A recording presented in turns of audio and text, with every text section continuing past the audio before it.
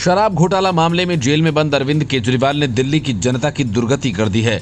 गर्मियों में बिजली और पानी के लिए तपती जनता को अब अस्पतालों में दवाइयां नहीं मिल रही हैं। अस्पताल से मरीज या तो बिना दवा के लौट रहे हैं या फिर वे बाहर मेडिकल की दुकानों से खरीद रहे हैं। ये हाल किसी एक सरकारी अस्पताल का नहीं बल्कि दिल्ली सरकार के सबसे बड़े अस्पतालों में शुमार लोकनायक जयप्रकाश अस्पताल, दीनदयाल उपाध्याय अस्पताल और इंदिरा गांधी अस्पताल द्वारका फिलहाल अव्यवस्था की भेंट चढ़े हुए हैं, जिसका खामियाजा मरीजों को भुगतना पड़ रहा है। इन तीनों अस्पतालों में बेसिक दवाइयों के स्टॉक तक खत्म हो गए हैं।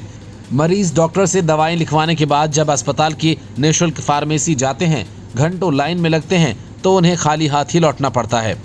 इन अस्पतालों में कैल्शियम आयरन से लेकर एविल और रेंटेक जैसी बेसिक दवाइयां भी मरीजों को नहीं मिल पा रही हैं और मरीज पैसा खर्च कर उन्हें बाहर मेडिकल स्टोर्स से खरीद रहे हैं। हाल ही में दिल्ली के द्वारका स्थित इंदिरा गांधी अस्पताल का एक पर्चा काफी वायरल हुआ, जिसमें सितंबर 2024 में अस्पताल में स्टॉक में खत्म हो चुकी या बेहद सीमित मात्रा में बची 45 दवाइयों के नाम लिखे हुए हैं। ये बेसिक दवाइयां हैं जो आमतौर पर अस्पताल की इमरजेंसी में आने वाले मरीजों को आपातकालीन या प्राथमिक इलाज के तौर पर दी जाती हैं। इस पर्चे में रेंटेक, कुत्ते बिल्ली के काटने पर लगाए जाने वाले एंटी रेबीज वैक्सीन, किसी भी प्रकार की एलर्जी में इस्तेमाल होने वाली लाइफ सेविंग ड्रग एविल की गोली, किसी मरीज के शरीर में इलेक्ट्रोलाइट इम्बैलेंस हो जाता है या डेंगू आदि की बीमारी में दी जाने वाले सोडा बाइकॉर्ब, ईसीजी रोल, ब्लीडिंग में इस्तेमाल होने वाली इमरजेंसी ड्रग शामिल थीं, जो अस्पताल में अब खत्म हो चुकी हैं।